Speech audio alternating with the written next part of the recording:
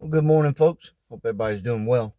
Something talk about something we were discussing last night pertaining to this weather situation that took place in Texas and New Mexico.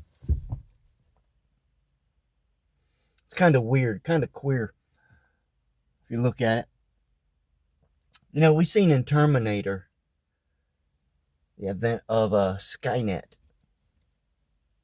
and you can Google Skynet, and it's pretty much the exact same company that the government and everybody's been, working with robotics and things like that.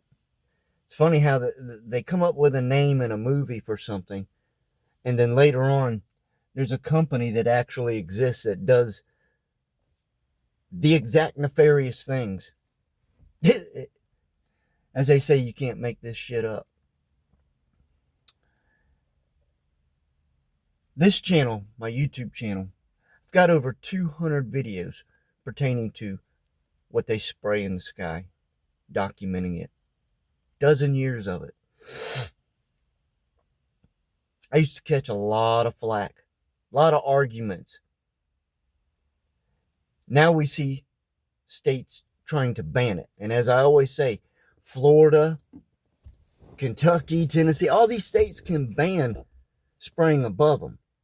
But what they spray in the Gulf of Mexico or off the coast in international waters or whatever, all they got to do is ride the wind and it'll fall right on top of you. Now,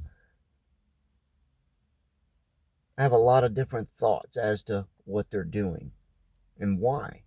Excuse me. We see the modifications that take place. We see the drastic fluctuation of weather systems that are destructive, that really tear stuff up. And it's not that they're long-lasting storms.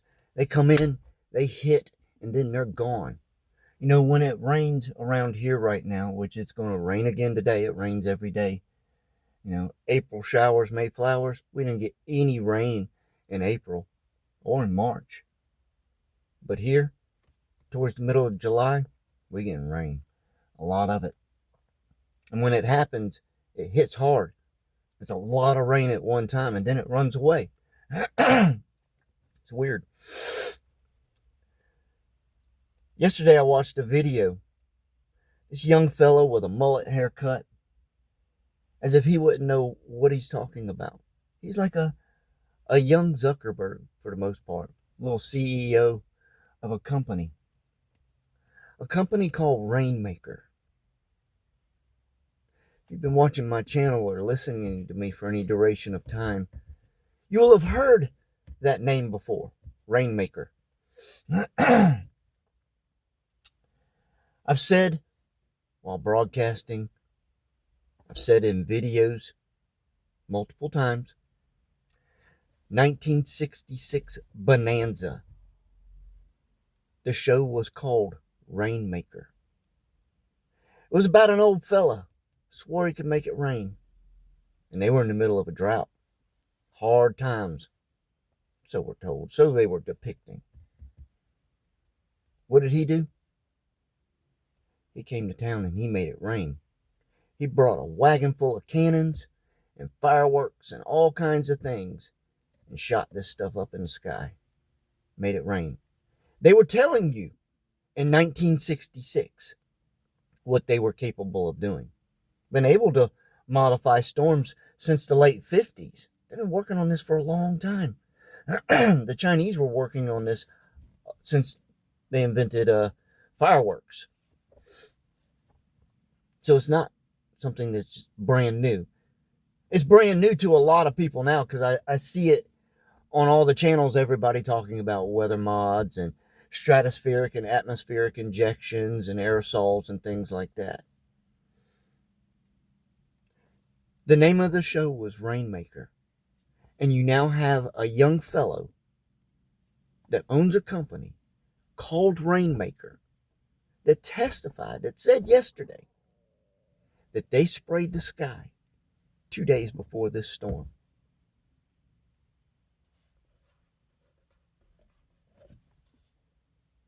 It may take 60, 70 years for it to come to fruition, but you can bet it does. Or at least they make it mainstream. I see a lot of people jumping on the bandwagon now, wanting to talk about what they're spraying in the sky, reasoning as to why. You'll never know the real reason. People always say, well, they're poisoning us. Well, they're poisoning themselves and their children and grandchildren as well, because they breathe the same air. And you're not going to be able to take an antihistamine or anything to clear out the alveoli in your lungs. Once these metal particulates get in you, they're in you. So just by that, it tells me that the reasoning why they're doing it is that important to risk everybody. I know about the trees and plants and everything absorbing it. I know about Monsanto with their aluminum-proof crops and things like that. We know about all this stuff. I've said before, when I was a child, the sun was yellow. You could be out in it all day. Any sunscreen, it was like an SPF 2 or a 5. Now it's like an SPF 1000 plus.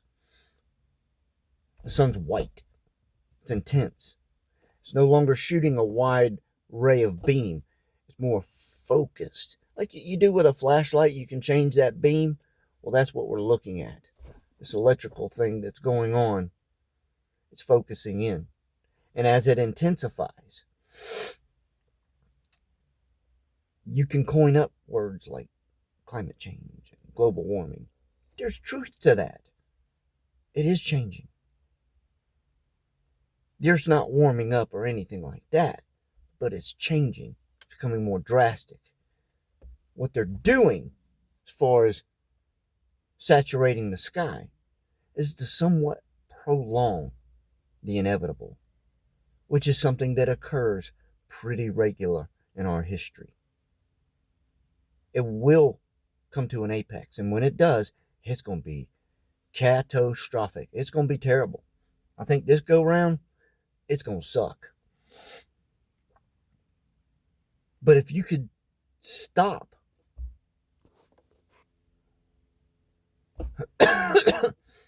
calls keep coming in.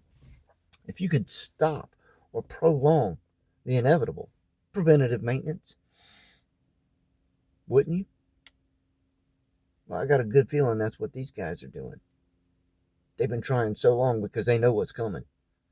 You're getting a whipping regardless.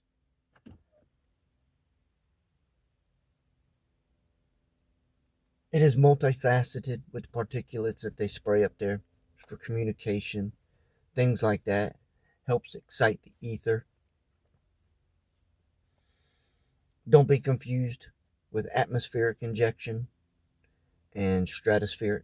Stratospheric injection is them spraying the particulates to block the sun. They're trying to prevent something or prolong it.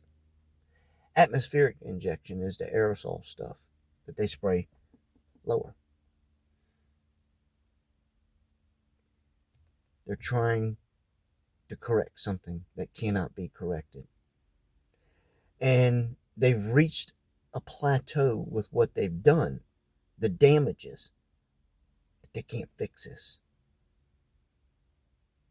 You either have to wipe everybody out, industry and all, and clean the place up,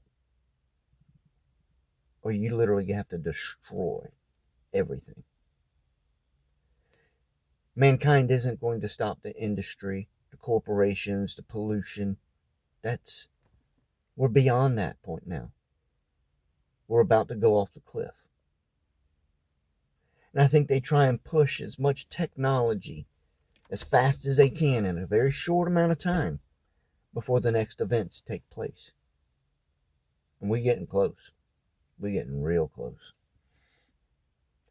Why would you treat everything in the world like the last day of school? As I've said, wear what you want, just show up. You don't even have to participate. When you look at the amount of life lost, children, the things that could have been prevented as a result of what they've done It's sad. I've watched the stories. I've watched the videos. Where are you going to go? Where are you going to go? No place is safe. You can go further inland. Look at all Deagle maps. Predict the future of how this place, the United States, looks. Look at the population that they say will exist.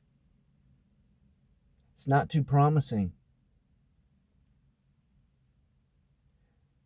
But anyhow,